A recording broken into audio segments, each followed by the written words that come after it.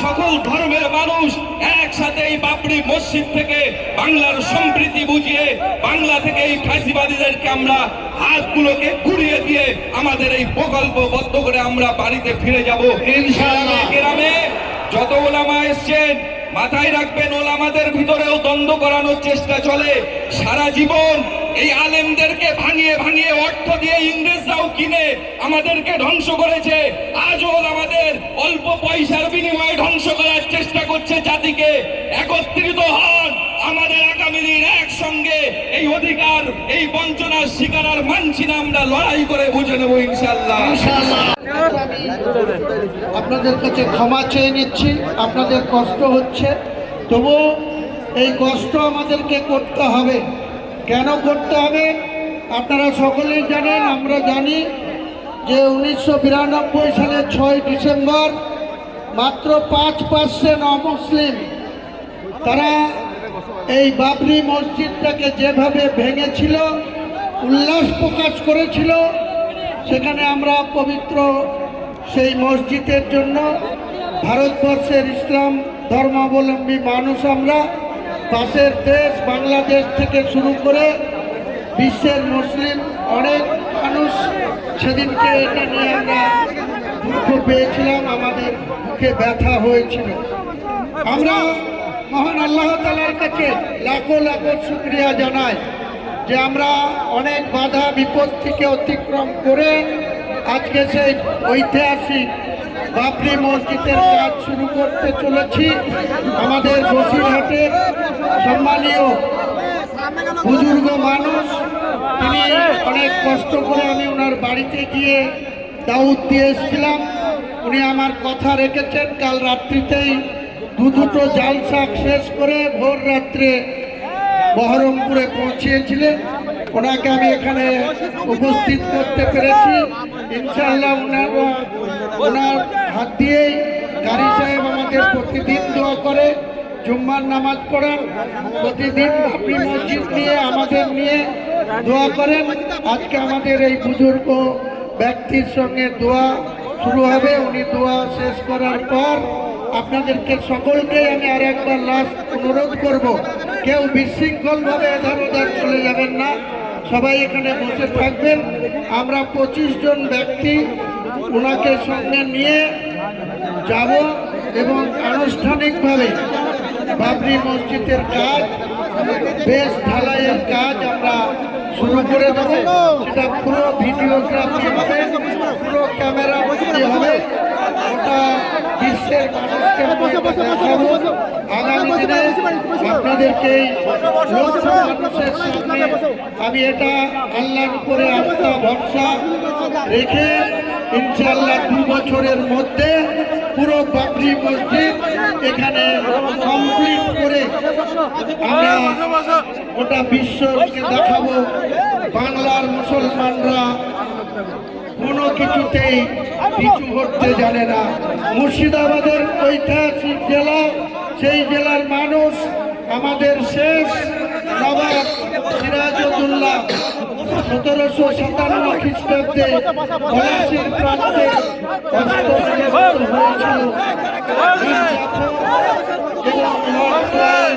তাদের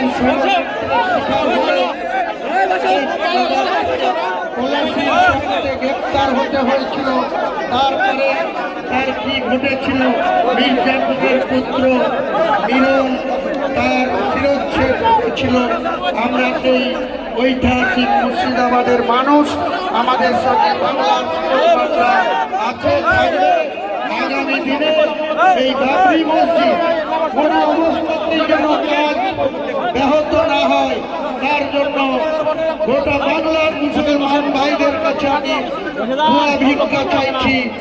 আপনারা আমার পাশে থেকেন, আমার সঙ্গে থেকেন, আল্লাহর সঙ্গে থেকেন, আল্লাহর ইবাদত করার জন্য আমরা যে ঐতিহাসিক বাবরি মসজিদের পরিকল্পনা করেছিলাম, ইনশাআল্লাহ আমাদের জীবন থাকতে আমরা কোনো অন্যায়কারীর কাছে মাথা নত করবো না, পিছু হটবো না, কোনো মতে ইনশাআল্লাহ আমরা বাবরি মসজিদ করবো। সবাইকে আমার সালাম জানিয়ে আমার বক্তব্য শেষ করছি। আসসালামু আলাইকুম ওয়া রাহমাতুল্লাহি ওয়া বারাকাতুহু। এবার আমি আপনাদের কাছে একটা কথা বলতে চাই। সবাই দেখুক একটু গান বসো, একটু গান বসো। উনি যে মাথা রেখে ভালো জায়গা গো, একজন বুজুর্গকে দাওয়াত দিয়ে বসে বসো বসো উনি এসেছেন যে কোনো বসে যাও, বসে যাও, একটু গান ভালো করে দোয়াটা নিয়ে করবো, কিন্তু 1 মিনিটের জন্য আপনাদেরকে কষ্ট দেবো। 1 মিনিট এবার হয়ে গেছে।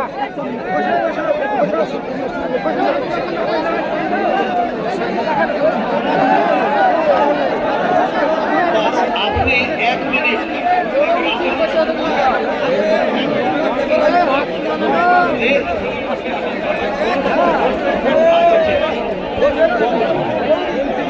আসসালামু আলাইকুম।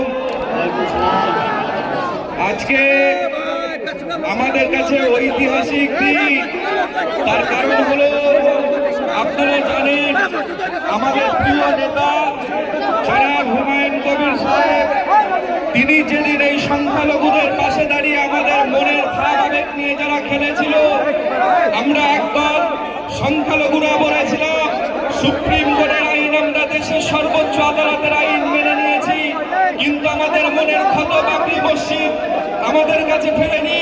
বাংলার বীর পুরুষ সেই মুর্শিদাবাদের বেটা হুমায়ুন কবির সাহেব আজকে গোটা বাংলা নয়, ভারত নয়, গোটা বিশ্বকে বুঝিয়ে দিয়েছে আমরা আমাদের সংস্কৃতিকে আজকে এই বাবরি মসজিদ সম্প্রীতির বার্তা যারা মনে করছেন যে বাবরি মসজিদ নিয়ে আমরা শুধু মুসলিমদের ডেকেছি, না, সর্বধর্মের মানুষ আজকে আমাদের সঙ্গে এই মসজিদ সংস্কারের সঙ্গে দাঁড়িয়েছে। আমরা সকল দাদা, সকল দিদি, ভাই বোন যারা এসেছেন, আমাদের সংখ্যালঘু ভাই বোনেরা যারা এসেছেন, সকলকে আমরা আন্তরিক শুভেচ্ছা জানাই। আমাদের হুমায়ুন কবির সাহেবকে আল্লাহ পাক আরো উচ্চ মাকাম দান করুক। আর এই প্রচেষ্টাকে যারা ধ্বংস করতে ফ্যাসিবাদী যারা আছে, যদি মনে করেন যে এই বাবরি মসজিদ ধ্বংসের হুমকি দিয়ে ধ্বংস করবেন, আমাদের ঘরের যুবকেরা তারা চুরি ভরে বসে নেই। আগামী দিন আমরা ইনশাআল্লাহ সকল ধর্মের মানুষ একসাথে এই বাবরি মসজিদ থেকে বাংলার সম্প্রীতি বুঝিয়ে বাংলা থেকে এই ফ্যাসিবাদীদেরকে আমরা হাতগুলোকে ঘুরিয়ে দিয়ে আমাদের এই প্রকল্প বদ্ধ করে আমরা বাড়িতে ফিরে যাব ইনশাআল্লাহ। গ্রামে যত ওলামা এসছেন মাথায় রাখবেন, ওলামাদের ভিতরেও দ্বন্দ্ব করানোর চেষ্টা চলে।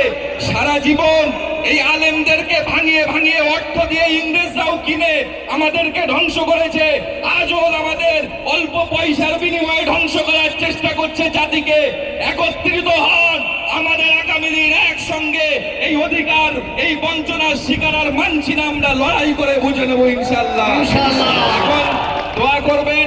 আপনারা জানেন বসিরহাটের এশিয়া উপমহাদেশের অন্যতম আলেমে দ্বীন হযরত আল্লামা রুহুল আমিন রহমাতুল্লাহ আলাইহি, যার কেতাব সবাই পড়েন, আজকে তারারই আওলাদ হযরত পীর আল্লামা শরফুল আমিন সাহেব হুজুর, তিনি দোয়া করবেন।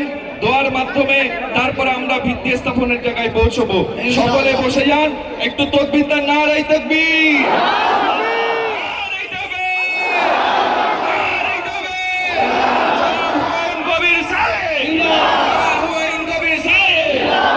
সকল আলেম ওলামা গণ জিন্দাবাদ, আলেম হাফেজ কারি গণ জিন্দাবাদ, সকল মুসল্লি গণ নারায়ে তাকবীর। দোয়া করুন। এবার দোয়া হচ্ছে, যে যেখানে বসে আছে